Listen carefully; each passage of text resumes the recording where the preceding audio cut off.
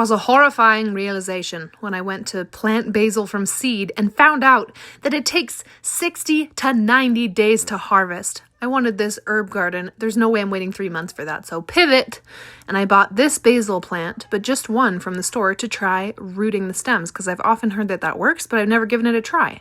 So I have rooted other things. I have high hopes for this, but I'm gonna give it a test and let you know how it goes in this video, so stick around. So you can see these little stems. Actually, I've heard some people say that they plant these way too thick for them to thrive anyway. They're like set up to die. But you plant or you cut off a stem that has one of those little leaf intersections at the bottom. Whoops.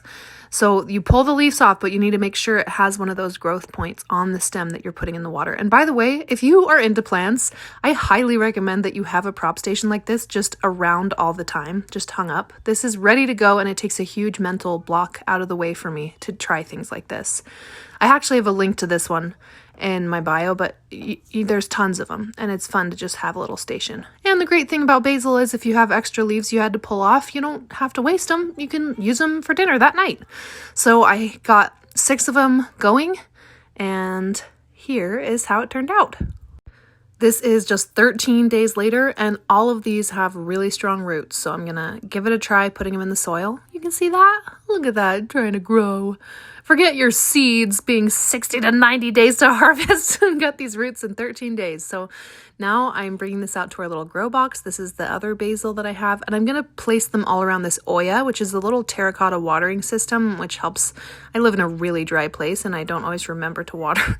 And I wanted these Oyas to have a way bigger range in this grow box. They don't keep as much of the soil wet as I thought, but directly around them, it definitely does work. So that was my 4-year-old planting that one. We did get it a little deeper, and I'm using the very technical equipment of this dry erase marker, which seemed to work great for it. Use what you got around. And look at these little lunchbox peppers coming in. Look how earnest. I've planted peppers a lot and never really had them do as well as these ones, so that's kind of exciting. So we've got a little basil forest around our Oyas, and they're hopefully going to do great.